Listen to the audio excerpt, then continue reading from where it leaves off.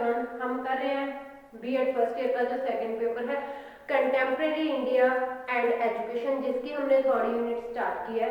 तो हमने जो टॉपिक स्टार्ट किए गए हैं ओवरव्यू ऑफ एजुकेशन डेवलपमेंट 1814 से 1947 तक की। तो हमने पिछले लेक्चर में जो एक मैकाले मिंट की रिपोर्ट थी, जो लॉर्ड मैकाले का एक मिंट था, वो हमने कंप्लीट किया। तो आज हम इस लेक्चर में स्टार्ट करेंगे एडम रिपोर्ट की। जो एडम था उसकी रिपोर्ट, वो एजुकेशन के रिगार्डिंग कैसी रिपोर्ट थी, क्या कुछ उसने रिपोर्ट में लिखा था।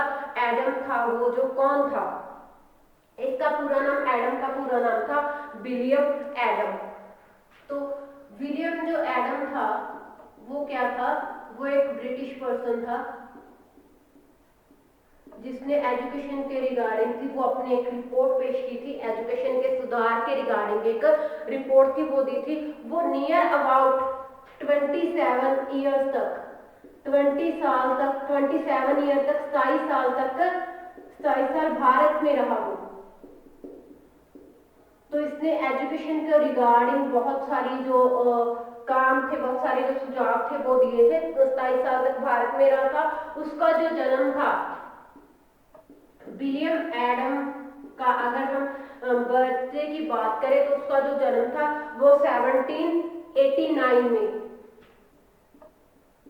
1789 में डम्फरलाइन जो स्कॉटलैंड था वहां पे हुआ था। डम्फरलाइन क्या था, एक जगह का नाम है डम्फरलाइन, जो कि स्कॉटलैंड में है। डम्फरलाइन में उसका जो जन्म हुआ था 1815 ईस्वी में वह पादरी बना था। वो था एक पादरी था। कब बना था पादरी, वो 1815 में पादरी बना था। उसके बाद क्या था, वह भारत में आया था वो, तथा बप्टिस्ट मिशन के साथ जुड़ा था। पादरी बनने के बाद वो बप्टिस्ट जो मिशन था उसके साथ जुड़ा था।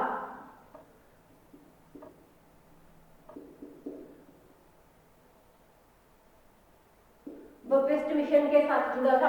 पादरी बनने के बाद वह इस जो मिशन था उसका एक महत्वपूर्ण और हम कह सकते हैं एक सच्चा जो समाज सेवक था। 1818 में वह श्री रामपुर आ गया। 1800 श्री रामपुर कब आया वो, 1818 में वह श्री रामपुर आ गया।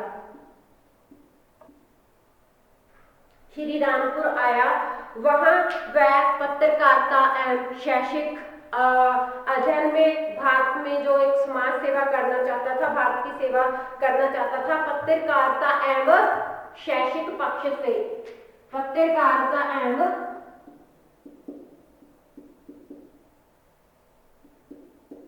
शैक्षिक पक्ष से जर्नलिस्ट था वो। और एजुकेशन में क्या करना चाहता था, जर्नलिज्म एंड एजुकेशन में वो भारत की सेवा करना चाहता था। भारत आकर सबसे पहले उसने काम किया, उसने बंगला और जो संस्कृत भाषा थी वो सीखी। बंगला एवं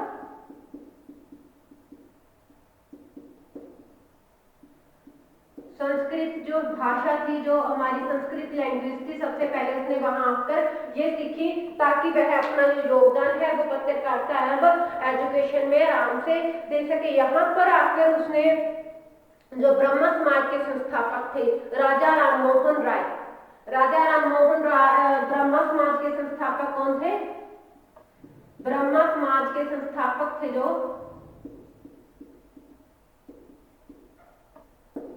राजा राम मोहन राय। राजा राम मोहन राय से उसकी जो मुलाकात थी वो कहाँ हुई, राजा राम मोहन राय से कलकत्ता में उसकी मुलाकात हुई। कोलकाता में उसकी क्या मुलाकात राजा राम मोहन राय से हुई। उसके बाद वो मुलाकात के दौरान जब उनके साथ उनका एक विचारधारा थी जो उसके साथ मेल खाने लगी, मुलाकातों का जो सिलसिला था फिर वो चलता रहा।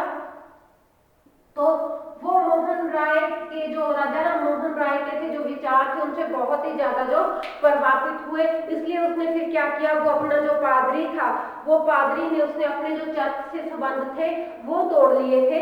राजा राम मोहन राय के विचारों से प्रभावित होकर उसने अपने चर्च से जो संबंध थे वो तोड़ दिए और वो सर्वशक्तिमान ईश्वर में विश्वास रखने लगा।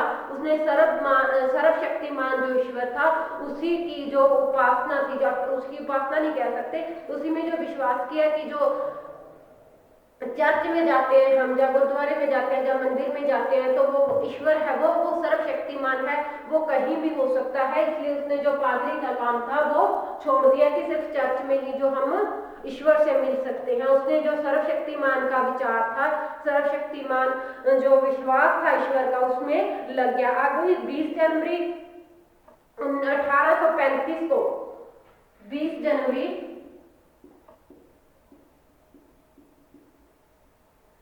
1835 को जो विलियम बेंटिक था, जो पहले गवर्नर जनरल था ब्रिटिश का, उसने एडम को कमिश्नर नियुक्त कर दिया।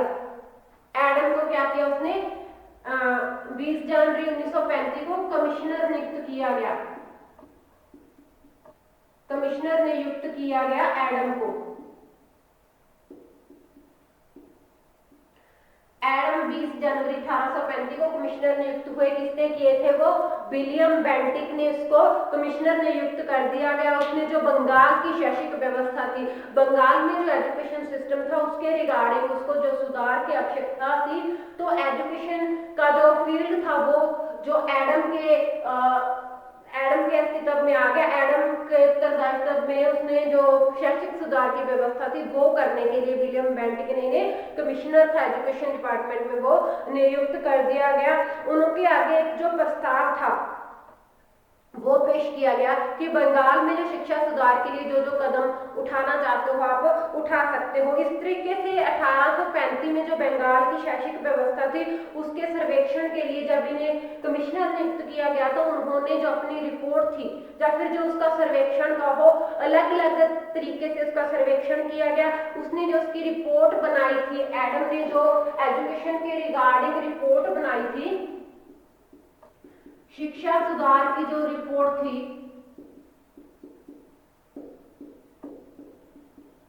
उसको 3 चरणों में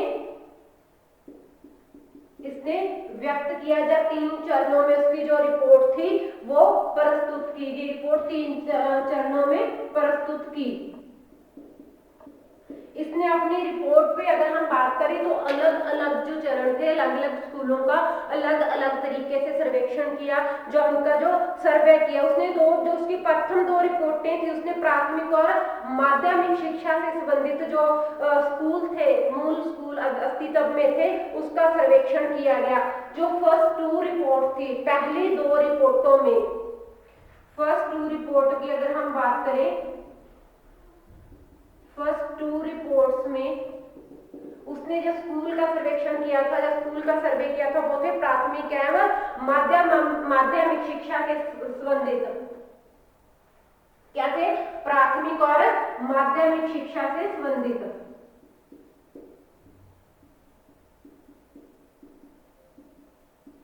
प्राथमिक एवं माध्यमिक शिक्षा से संबंधित जो स्कूल थे, शिक्षा से संबंधित मूल स्कूल,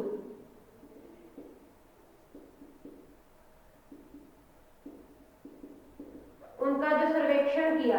पहली 2 रिपोर्ट्स में उसने प्राथमिक एवं माध्यमिक शिक्षा से संबंधित स्कूलों का जो सर्वेक्षण था वो किया। उसने देखा कि उस समय बंगाल में मूलतः जो 7 प्रकार के स्कूल थे वो पाए जाते थे। अगर हम बात करें कि वो 7 प्रकार के स्कूल थे वो कौन कौन से थे, जो 7 प्रकार के स्कूल थे,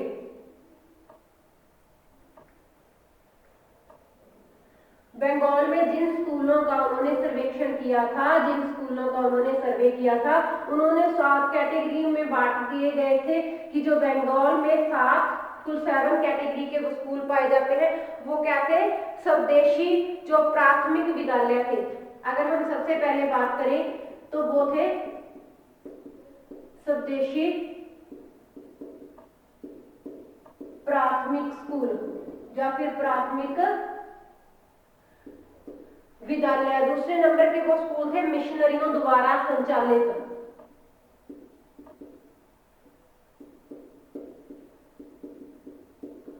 मिशनरियों द्वारा संचालित जो स्कूल थे वो वहां पे उसने काम किए थे। मिशनरियों द्वारा जो भी स्कूल चलाए जाते थे, नए प्रकार के वो प्राथमिक स्कूल थे। उसके बाद जो स्कूल थे वो थे घरेलू स्कूल, जिनमें क्या हो सकता था कि घर में ही अपने माँ बाप द्वारा शिक्षा ले रहा है बच्चा, या घर में जो कोई ट्यूशन टीचर है, कोई प्रशिक्षित ऐसा अपॉइंट कर दिया जाता है, वो घरेलू स्कूल आ जाते थे। आगे हम बात करते हैं अंग्रेजी विद्यालय और महाविद्यालय। जो अंग्रेजी स्कूल थे,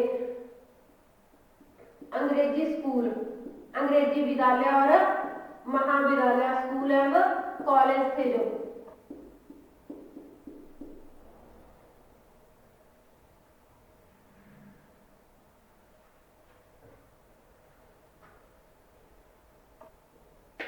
अंग्रेजी विद्यालय और महाविद्यालय।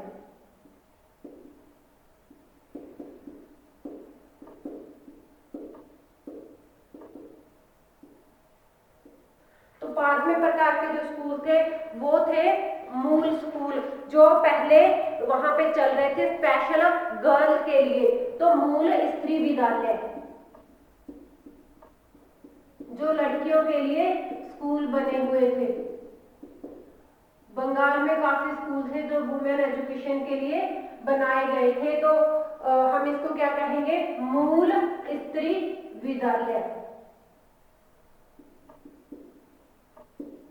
जो छठा प्रकार का स्कूल है, हम छठे प्रकार के स्कूल की बात करते हैं। छठे प्रकार का जो स्कूल था वो था शिक्षकों द्वारा संचालित विद्यालय।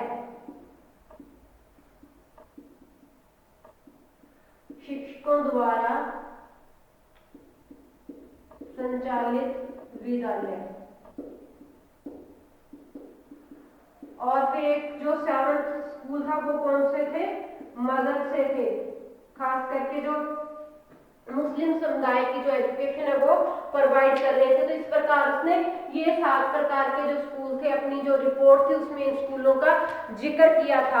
हम बात करते हैं अब उसकी जो फर्स्ट रिपोर्ट थी, हम प्रथम रिपोर्ट की बात करते हैं कि फर्स्ट जो रिपोर्ट थी उसके बारे में उसने क्या कहा था। तो कितने स्कूल थे उसने वहां पे काउंट किए थे, या कैसे जो एजुकेशन है वो प्रोवाइड की जा रही थी उस बारे में उसने बताया था। हम बात करेंगे उसकी एडम की फर्स्ट रिपोर्ट के बारे में हम बात करते हैं। एडम की जो फर्स्ट रिपोर्ट थी,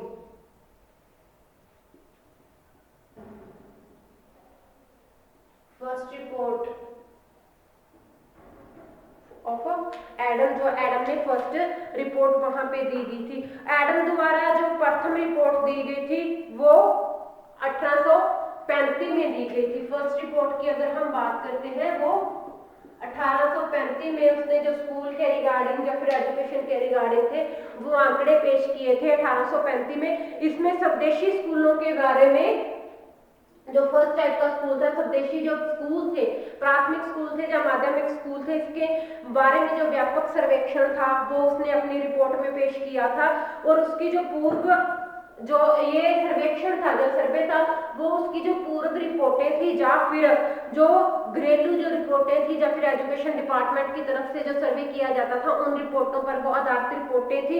इसके बारे में लिखा गया था कि यह डॉक्टर फ्रांसिस बुकेन की रिपोर्टों, जो डॉक्टर फ्रांसिस ने रिपोर्टें की हुई है, जो सर्वे किया गया है, उस रिपोर्टों के आधार पर जन शिक्षा जनरल कमेटी के दस्तावेज, हैमिल्टन का ईस्ट इंडिया गजट, मिशनरी विद्यालय एवं महाविद्यालयों की रिपोर्ट एवं भारतीयों द्वारा लिखे गए लेखों पर ये सारी रिपोर्ट ये आधारित है, जो फर्स्ट रिपोर्ट है।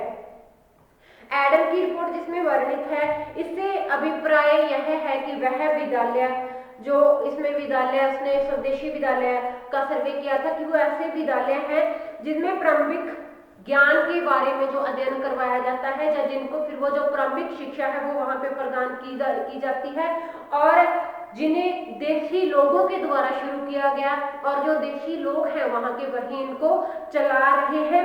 यह विद्यालय धार्मिक परोपकारी संस्थाओं द्वारा चलाए जाते हैं, जो लोकल लोग हैं उनकी सहायता द्वारा वहां पे चलाए जाते हैं। और ये जो धार्मिक संस्थाएं चलाती हैं उनसे थोड़ा या भिन्न हो सकते हैं, थोड़ा सा उसमें जो भिन्नता है वो वहाँ पे पाई जा सकती है, क्योंकि ये ज्यादातर जो विद्यालय है वो लोकल लोगों की जो सहायता उसके द्वारा चलाए जाते हैं।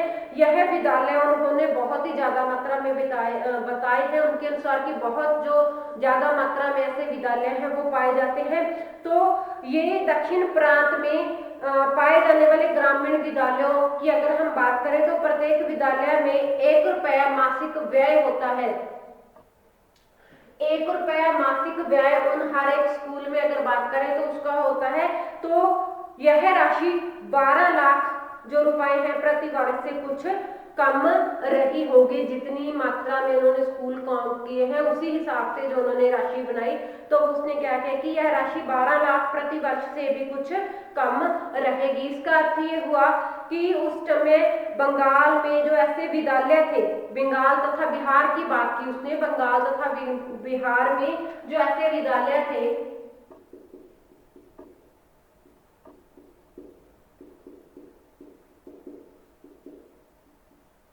बंगाल तथा बिहार में जो विद्यालय थे उनकी बात की है, तो उसने कहा है कि इस जो विद्यालय है वो ऐसे विद्यालय 1 लाख विद्यालय वहां पे वो चल रहे होंगे।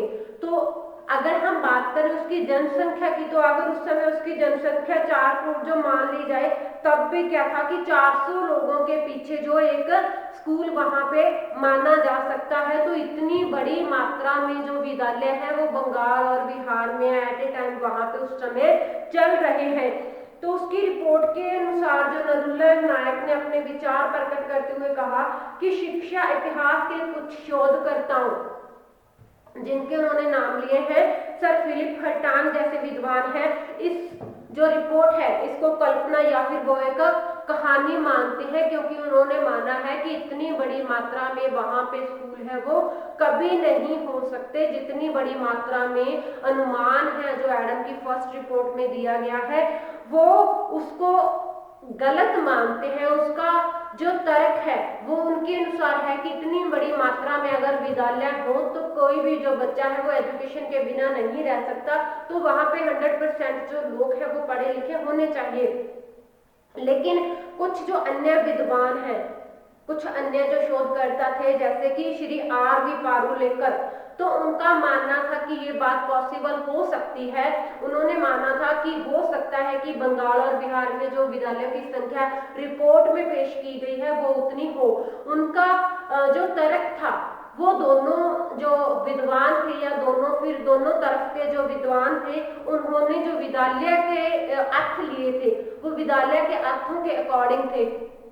अब जो लोग ये मानते हैं कि इतने स्कूल नहीं हो सकते, जो फिर इस रिपोर्ट को एक कल्पना मात्र मानते हैं, तो उनके अनुसार जो विद्यालय की डेफिनेशन थी, जो विद्यालय की उन्होंने अर्थ बताए थे वो आधुनिक समय के अनुसार उन्होंने अर्थ बताए थे। उनके अनुसार जो विद्यालय होता है वो वह संस्था है जिसकी स्थापना काफी सीमा तक स्थायी तौर पे की गई होती है तथा जिसमें कोई व्यक्ति फीस वसूल कर जो बच्चे हैं उनको एजुकेशन देता है या फिर समुदाय से जो वेतन लेकर वो बच्चों को जो शिक्षा है वो प्रदान कर रहा होता है। तो इस बात की पुष्टि हो जाती है कि बंगाल और बिहार में जितनी संख्या विद्यालयों की बताई गई है एडम रिपोर्ट में उतनी नहीं हो सकती। लेकिन अगर जो दूसरा पक्ष है, जो विद्वान इसको मानते थे कि इतनी बड़ी संख्या में जो विद्यालय वहां पे हो सकते हैं, तो उनका जो विद्यालय का अर्थ था वो किस रूप में लेते थे, उनका जो विद्यालय का अर्थ था वो इस रूप में लेते थे कि जो विद्यालय शब्द है उससे हम यह अभिप्राय लगा सकते हैं कि वह स्थान यहाँ पे शिक्षा दी जा रही हो वही विद्यालय है। इसमें वह स्थान भी शामिल थे यहाँ पे लोग घर में शिक्षा ले लेते थे, यहाँ पे जो माता पिता अपने बच्चों को शिक्षा दे रहे हैं या फिर किसी पढ़े लिखे पर्सन से उनको शिक्षा है वो दिलवा रहे हैं। इस प्रकार जो बच्चे घर में शिक्षा ले रहे हैं तो हम उस घर को भी जो विद्यालय है उस रूप में वहां पे काउंट कर सकते हैं। इस प्रकार अगर हम ऐसे स्कूल माने तो बिहार और बंगाल में जो संख्या विद्यालयों की एडम की फर्स्ट रिपोर्ट में बताई गई है वो सच हो सकती है, उसे झुठलाया नहीं जा सकता। इस प्रकार इस पक्ष में ये भी कहा जाता है कि एडम ने अपने जो सर्वेक्षण के समय जब उसने वो सर्वे किया था तो उन सभी परिवारों की सूचना एकत्र की थी, उन सभी जो परिवार है उनकी सूचना भी इकट्ठी की गई थी जो अपने बच्चों को घर पर ही पढ़ा लेते थे। तो इस प्रकार इस रिपोर्ट के जो विद्वान थे जिन्होंने इस रिपोर्ट को पढ़ा, तो वो विद्वानों के अपने अपने जो विचार थे, उन्होंने अपने अपने पक्ष में जो विचार है वो प्रस्तुत किए एडम की रिपोर्ट को लेकर। ये तो एडम की फर्स्ट रिपोर्ट की बात थी। अब हम बात करते हैं एडम की सेकंड रिपोर्ट की बात करते हैं हम।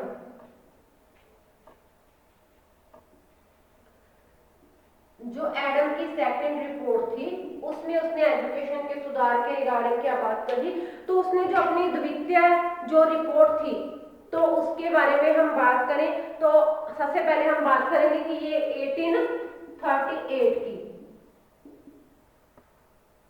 35 में पहले थी, ये 1870 और 38 की। 1837 और 38 में ये जो रिपोर्ट थी एडम ने सेकंड रिपोर्ट पेश की थी। एडम ने अपनी जो सेकंड रिपोर्ट थी उसमें राजशाही जिले के एक थाने नटौर का जो सर्वेक्षण है वो किया था। राजशाही जिले का जिला कौन सा था? राजशाही।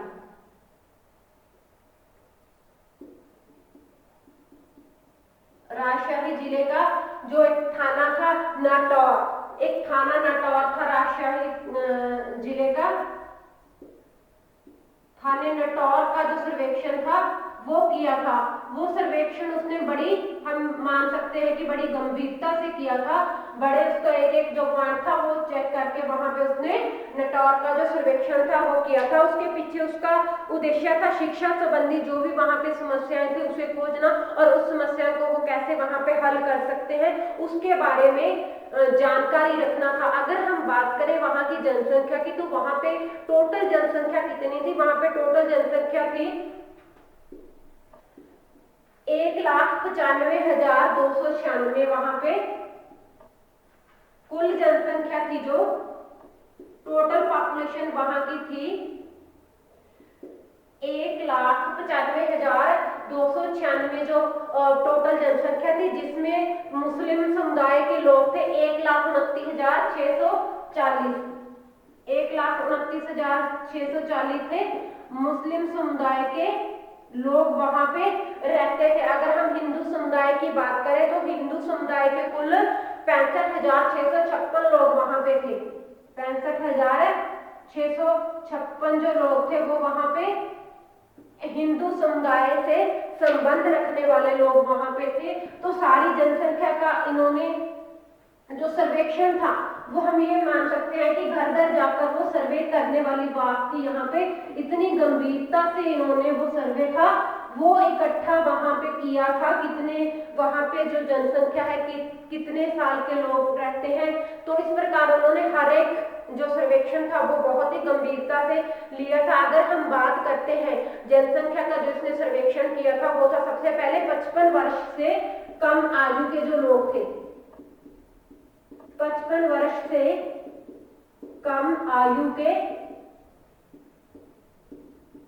लोग कि वहां पे 55 वर्ष की आयु से कितने लोग थे? वहां पे 18,442 थे जो वो पुरुष थे। वहां पे जो मेल कैंडिडेट थे वहां 18,444 थे और जो फीमेल कैंडिडेट थी वो 16,497 थे यहाँ पे फीमेल। जो 55 वर्ष से जो कम आयु के लोग थे, 55 वर्ष से कम आयु के लोग थे। उसने जो दूसरा पॉइंट वहां पे सर्वेक्षण में किया था वो थे 5 से 14 वर्ष के बीच, 5 से 14 वर्ष के बीच।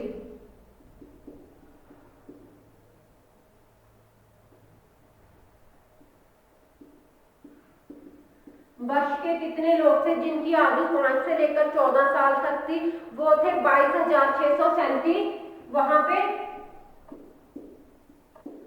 मेल कैंडिडेट थे, पुरुष कैंडिडेट थे 16,792 थी वो लेडीज थी या फिर लड़कियां और स्त्रियां थी, फीमेल कैंडिडेट थी। फिर उसने किया था कि 14 वर्ष से जो ऊपर थे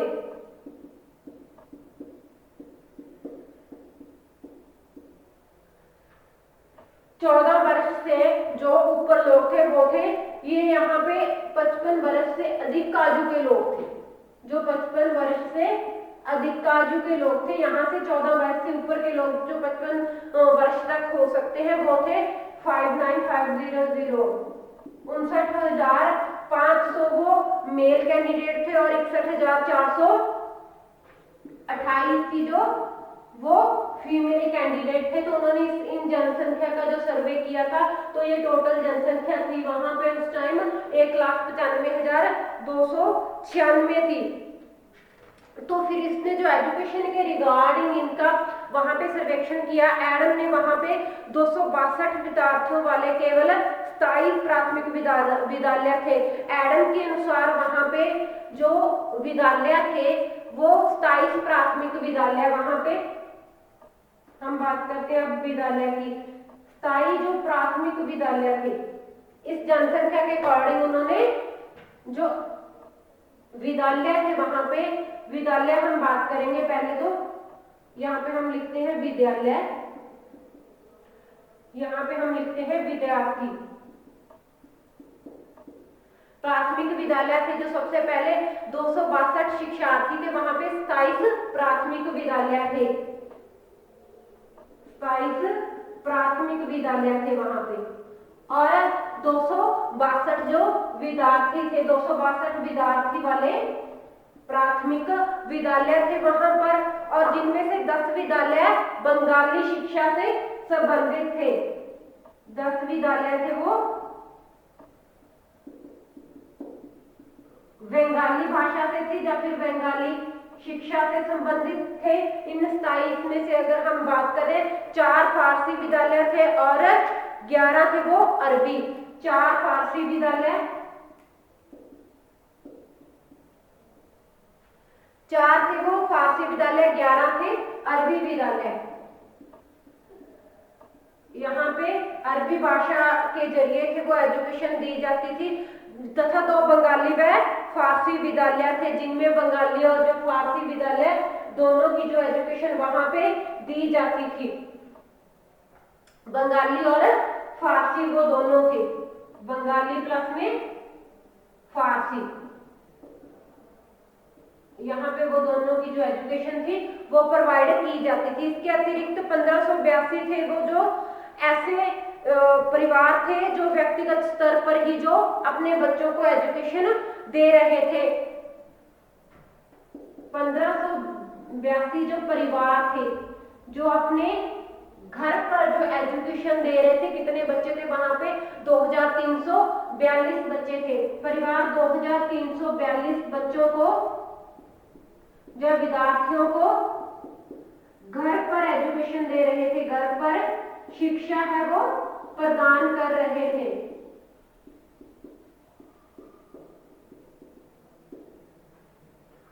तो इस प्रकार इसने जो था बिल्कुल एक जो बच्चा था, एक फैमिली की जो रिपोर्ट थी वहां पे पेश की गई थी। इससे पता चलता है कि उनकी जो रिपोर्ट थी ये कितनी महत्वपूर्ण थी। उसकी रिपोर्ट में उसने जो आयु है वो बताई थी कि जो बच्चे थे वो 8 साल की एडमिशन लेके 14 वर्ष तक वो स्कूल छोड़ देते थे, और जो महाविद्यालय थे वहां से 14 साल तक की जो एडमिशन लेके और वहां पे 27 साल तक उनकी जो आयु थी। और उसने स्कूल बताए बंगाली, फारसी, अरबी जो शिक्षा थी वो स्कूलों द्वारा दी जाती थी, और जो शिक्षकों का वेतन था वो 5 से 8 रुपए मासिक था।